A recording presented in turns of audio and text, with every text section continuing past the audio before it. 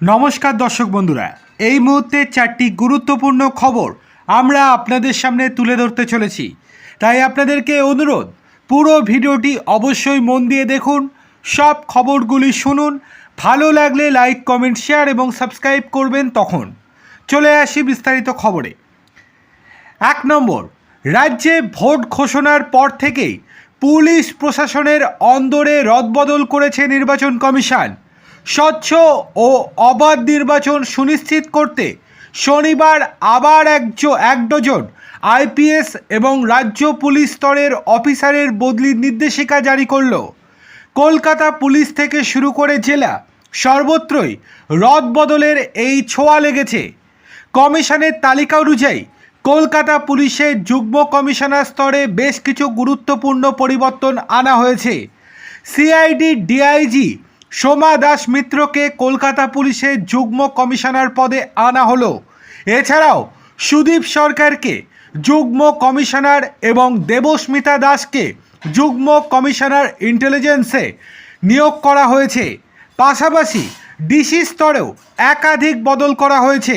যেমন DC south করা হয়েছে VSR অনন্তনাগকে, DC north Pradeep Kumar Yadav, DC south east Saikat Ghosh, DC east Prashant Chowdhury, DC ভাঙড় মনীষ যোশী।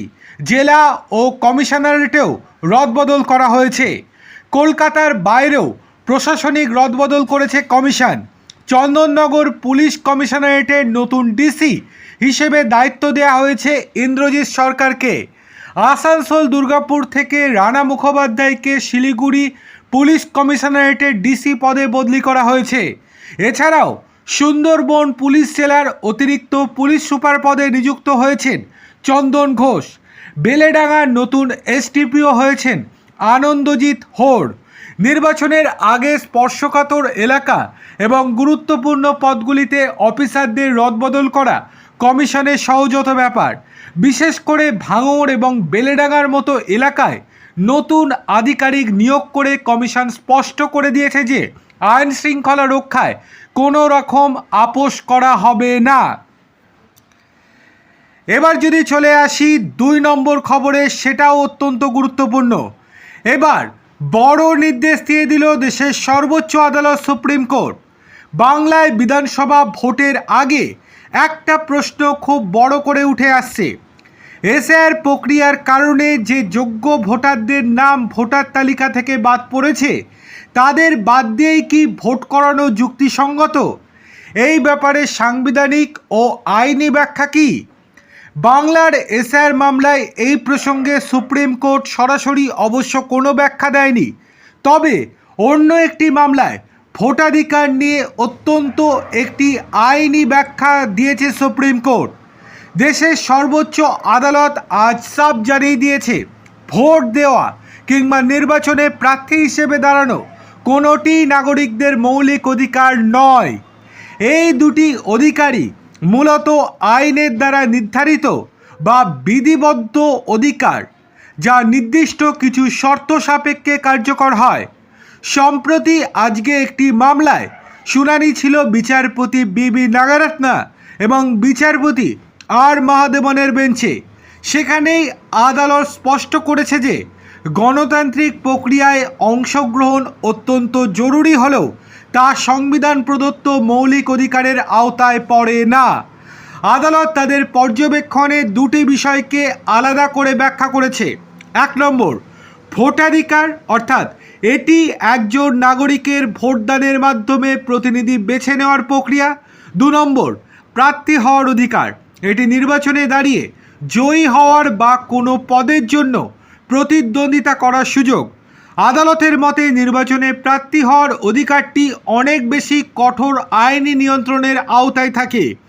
রাষ্ট্র বা সংশ্লিষ্ট কর্তৃপক্ষ চাইলে প্রার্থীর যোগ্যতা বা অযোগ্যতার মাপকাঠি নির্ধারণ করে দিতে পারে, কিন্তু কেন এটি মৌলিক অধিকার নয়? সুপ্রিম কোর্ট তার রায়ে অতীতে জ্যোতি বসু বনাম দেবী ঘোষাল মামলার নজির টেনে জানায়, সংবিধানের 3য় অধ্যায়ে বর্ণিত মৌলিক অধিকারগুলোর মধ্যে ভোটাধিকার পড়ে না। সংসদ বা বিধানসভায় যে আইন তৈরি করে তার ভিত্তিতেই এই অধিকার ভোগ করা যায়। অর্থাৎ আইন প্রণেতারা চাইলে জনস্বার্থে বা প্রাতিষ্ঠানিক স্বার্থে এই অধিকারে বিশেষ শর্ত আরোপ করতে পারেন। প্রসঙ্গত, ভারতীয় রাজনীতিতে মাইল ফলক মামলা ছিল 1982 সালে জ্যোতি বসু বনাম দেবী ঘোষাল মামলা। ওই মামলায় সুপ্রিম কোর্ট স্পষ্টভাবে জানিয়েছিল, নির্বাচন সংক্রান্ত বিরোধ সম্পূর্ণভাবে আইনের দ্বারা নিয়ন্ত্রিত একটি ক্ষেত্র। জনপ্রতিনিধিত্ব আইন অনুযায়ী নির্বাচনী মামলা কোনো সাধারণ দেওয়ানি মামলা নয়, বরং এটি একটি বিশেষ আইনি প্রক্রিয়া। এই আইন অনুযায়ী কেবল নির্বাচনে প্রতিদ্বন্দ্বী প্রার্থীরাই মামলার পক্ষ হতে পারেন। কোনো মন্ত্রী বা দলের প্রচারকারী যদি সরাসরি প্রার্থী না হন, তবে তাদের এই বিবাদে পক্ষ করা সম্ভব নয়।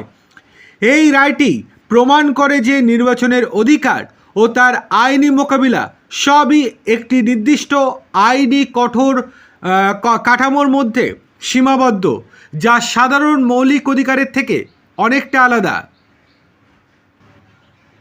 এবার চলে আসি তৃতীয় গুরুত্বপূর্ণ খবরে। লক্ষ্মীর ভাণ্ডারের টাকা পাচ্ছেন না মহিলারা। এই অভিযোগে তৃণমূল প্রার্থীকে দেখেই ছাটা নিয়ে তেড়ে আসলেন মহিলারা। এই ঘটনাকে কেন্দ্র করে তুলকালাম কাণ্ড ঘটল পূর্ব মেদিনীপুরের ময়নার বাগচায়। এই দিন সকালে বাগচার হালিশহর এলাকায় প্রচারে বেরিয়েছিলেন ময়না বিধানসভা কেন্দ্রের তৃণমূল প্রার্থী চন্দন মণ্ডল। অভিযোগ, তৃণমূল প্রার্থী ও তার কর্মী সমর্থকেরা হালিশহর এলাকায় পৌঁছতেই চন্দন মণ্ডলের দিকে ঝাঁটা হাতে এগিয়ে আসেন স্থানীয় বাসিন্দারা। ওই এলাকার স্থানীয় মহিলারা লক্ষ্মীর ভাণ্ডারের টাকা পাচ্ছেন না বলে অভিযোগ।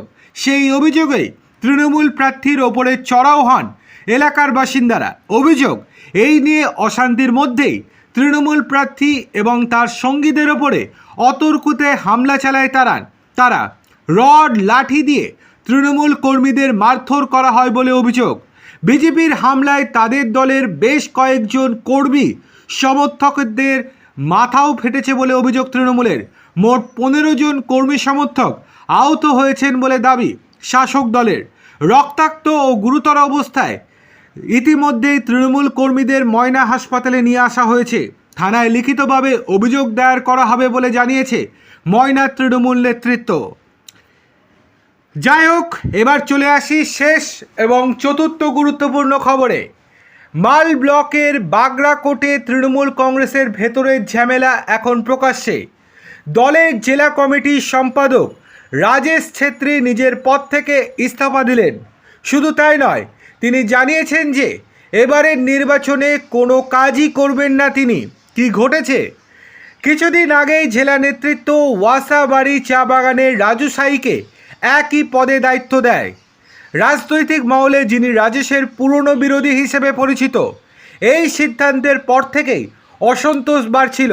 শেষ পর্যন্ত সেই অসন্তোষে বড় সিদ্ধান্তে গড়ায়। রাজেশ ছেত্রী আগে রাজু সাই এবং তার স্ত্রী সারিতা সাহির বিরুদ্ধে লড়াই করে এলাকায় নিজের জায়গা তৈরি করেছিলেন।